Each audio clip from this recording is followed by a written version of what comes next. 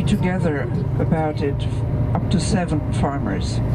But then the government saw that they suddenly were making more money, so they cut the subsidizing for such cooperative farming. So now they're not better off than if they were alone. But on the other hand, they can take turns at taking care of the animals, so they can have a little bit more spare time than the ordinary farmer.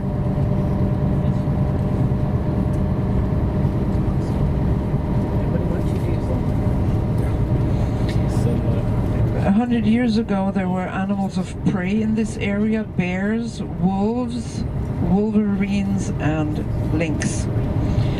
The bears and wolves we now have in eastern Norway and northern Norway along the border to Sweden, and they hardly ever come to this area. Some 5 or 6 years ago, we had one single wolf walking through this area. It was shot when they got hold of him because it kept killing sheep. And the next year another one came a little bit further south.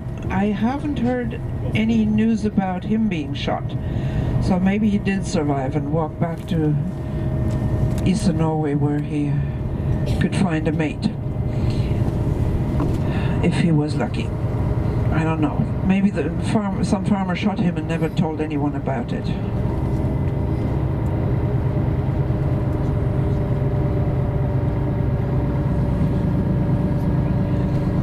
We have wolves also in eastern and northern Norway. We had about 54 wolves, but the government has recently decided to kill half of them. So they are actually paying hunters to shoot the wolves. That is subject of much discussion. Of course, the sheep farmers are happy, but there are conservationists who are not. And I don't really know which side to belong to. I like wolves. I'm a former sheep farmer, so I'm a bit ambivalent. I think the wolves were here before the people. And then there's the wolverine. There are defined areas where the wolverine is allowed to reproduce. Whenever there is reproduction of wolverines outside of this defined area, they are taken out. And it is the only species of animals that is taken out while they are hibernating or having young ones in their hibernation place. So then both the mother and the cubs are killed as a means to control the population. There is a great problem with wolverines just north of here in Geidange. Maybe you've heard about the Geidange Fjord. It's inland from Olden, where you'll be tomorrow. And wolverine has been killing sheep there for some 5 or 6 years, a great number of sheep. And they finally shot one just a few weeks ago, and they had a wildlife camera put up. And within 24 hours there was a new one in the same area. So there must have been more than one, maybe a whole family. So we are not done with that problem yet.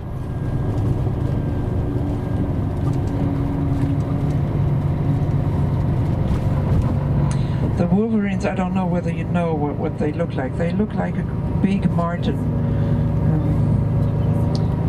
They are relatives of the marten and the bear. So they walk on the soles of their feet. You can see the whole footprint where they have walked. And they have a very strong bite.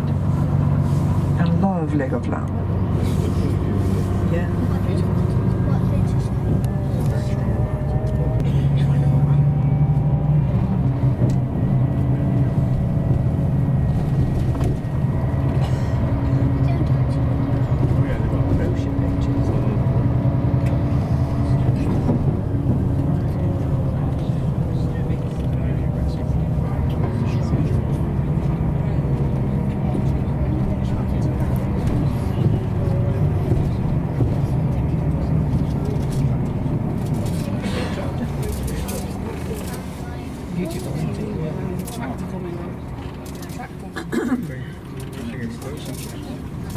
Oh, it's that time of the year. Wow. What kind of fish do we have in the freshwater here? Well, we have brown pond trout or river trout, which we have in every lake or river in Norway.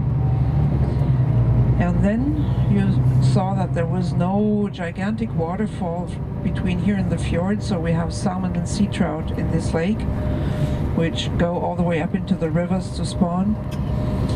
And together with them, eel have the possibility to get up here. Norwegians don't catch eel. If they by accident catch one, they throw it very quickly out into the water again. And besides that, since 2009, the European eel has been protected because it's in my mouth watering, because it is delicious when smoked. And in some freshwaters in this area we also have the Arctic char, which has been released by humans. The Arctic char is a relative of the trout and the salmon, and it has a red tummy with white dots on it. A very beautiful and delicious fish.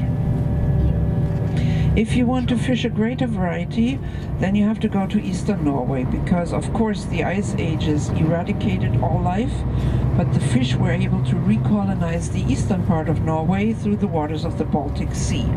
Of course, they could not cross the mountain range on their own. If you want to go fishing in Norway, you have to pay the landowner whatever he demands.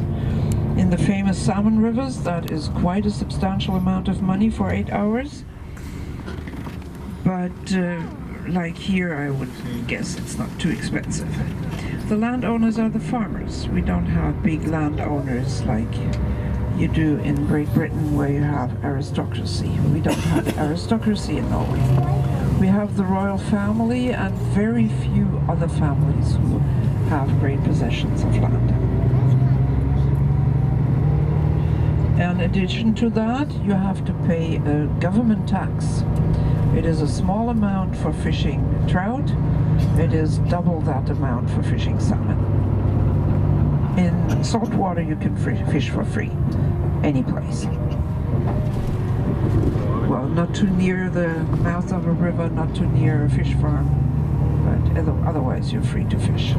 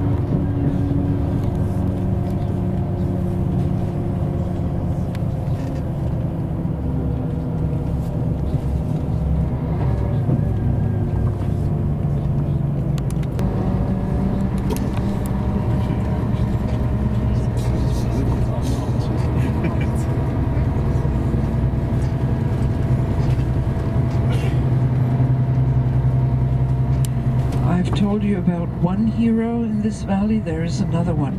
His name was William Henry Singer, and he was the heir of a U.S. steel company. But William did not want to run a steel company. He wanted to be a painter. So he sold the steel company, took his wife, and moved to Paris to study arts. And as he was quite well off, he traveled a lot throughout Europe. And he came to this valley and fell completely in love with the landscape here and the four seasons. And he bought a piece of land and had a farm built for him. And he stayed here more or less the rest of his life. He painted and he got friends in the neighborhood and he employed people. He had a driver and a gardener and a housemaid And what more do you need? A butler probably? A cook. He had a cook, of course. So he gave work to people, and that was in desperate demand here in this village, as everywhere in Norway at that time. So he was very popular, and one of his friends had a very bad accident, and he was put on board the coastal steamer, the fjord steamer, and sent off to the nearest hospital. But the way to the nearest hospital was so long, he died on the way. And William Singer was desperate and saw the need of the people to have a faster connection to the nearest hospital and medical services. So he paid to have a road constructed along the fjord in direction of the nearest hospital, because at that time there were no roads. Nobody had a car, so what did they need roads for?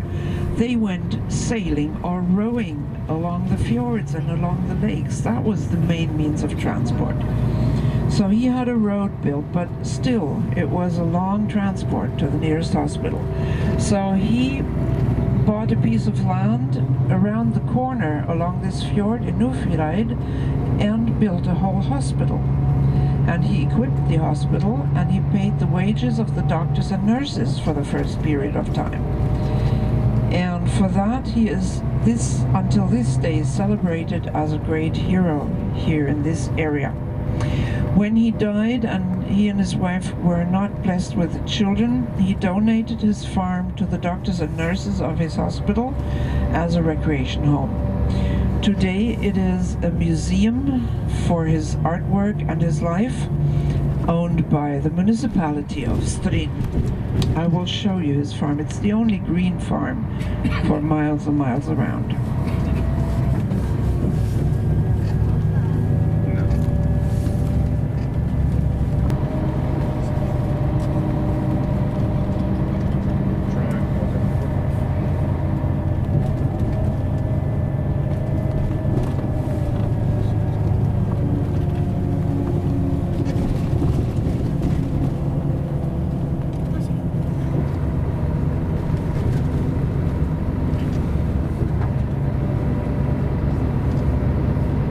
When you travel along Norwegian roads, you see a lot of cars with a license plate starting with the letter E.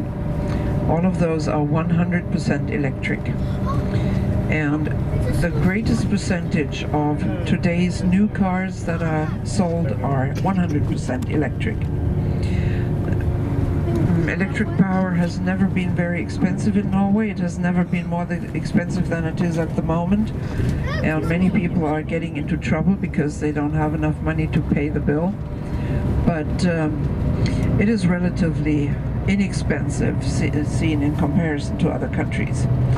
And as 70 to 80% of the population own their own home, we all have an electric charger on the wall and can charge our vehicle, and there are electric quick chargers all over the place. There's none in Loen, but in Stryn, which is 20 kilometers from here, there's one. And my husband and I have a Nissan Leaf, which is 7 or 8 years old. It has 222,000 kilometers on the clock, and we have never run dry. So we love our Leaf. Of course, for a long distance we have a diesel car. In this area you need a car. Every adult needs a car. You can't do without. The public transport is almost non-existent. This area is too scarcely populated.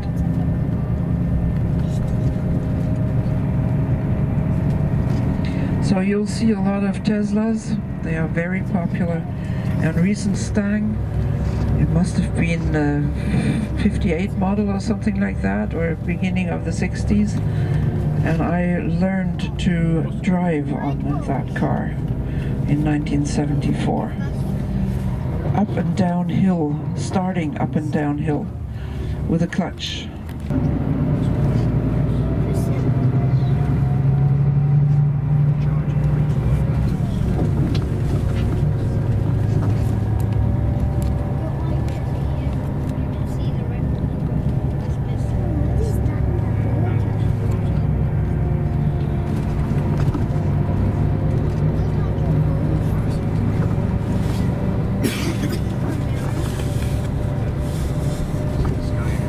Just imagine if there was no wind and the water would be like a mirror, mirroring the landscape. It is so fantastic.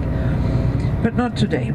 Anyhow, look at the trees. We have a lot of spruce trees here in plantations. They have been planted starting 80 years ago, and many of the trees are ready for harvest now. Of course, they were planted for the timber industry, but they don't belong to Western Norway. What is native here is the pine tree. Those are the two most important species of trees. Then we have the juniper bush. That grows all over the place.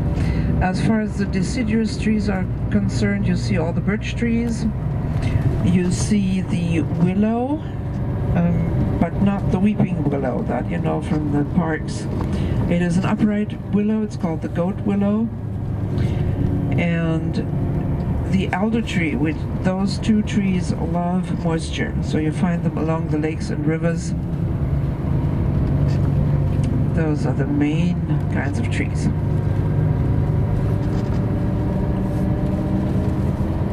Look at all this gravel, all these masses. That's a moraine from the glacier, which was deposited here when the glacier melted. Very poor soil. It dries out very easily. So we're almost happy that it rains almost every day. Well, not really, but maybe the farmers are.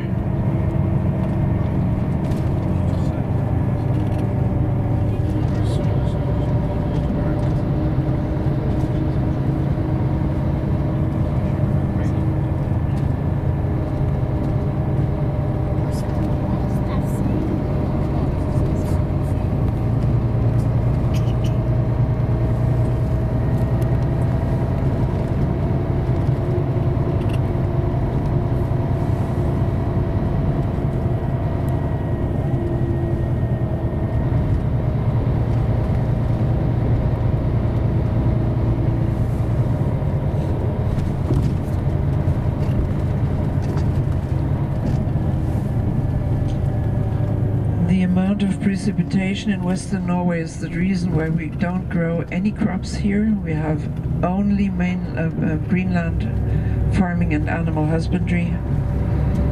In this valley, mainly goats, otherwise cattle, dairy and beef cattle, and sheep.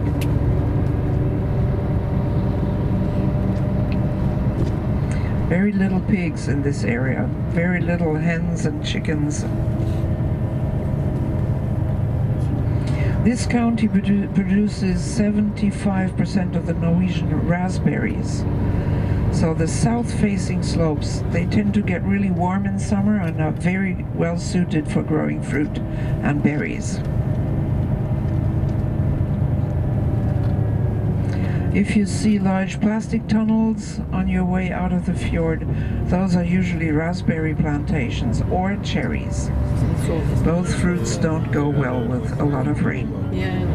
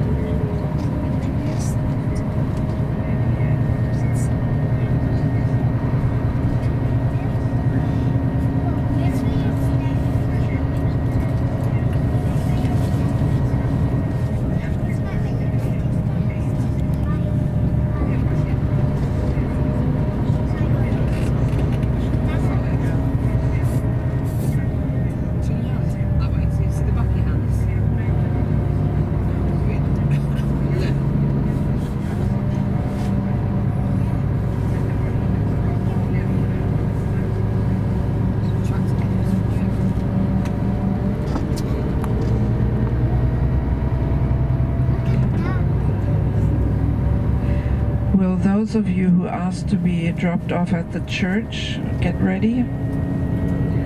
It's just a drop off for those who requested to be dropped off.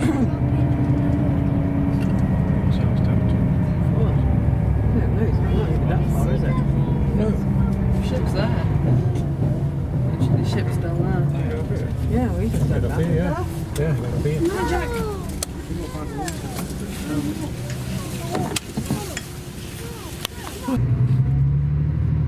Those were brave kids. You don't find many kids nowadays who happily walk a distance. Coming up on the right-hand side is a farm with old buildings. Look here, 2 of them are built as storage houses. You see they have long legs to keep the rats and mice out. And then behind this little hill you will see the green farm of Mr. William Henry Singer and his wife.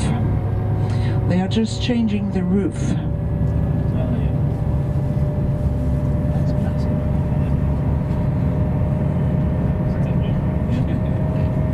Up there.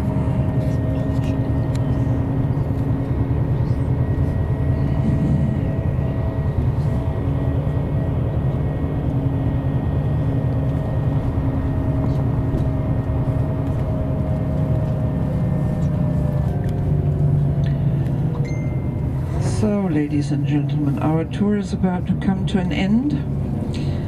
How about giving Geir Ove a hand for his driving skills? Thank you, and please excuse him for not rising and bowing. I have enjoyed myself in your company today. I hope you've had a good excursion with us, and I wish you a safe journey onwards. May the sun come out and shine for you, and may you eventually return home safe and sound. Thank you for your attention, and goodbye.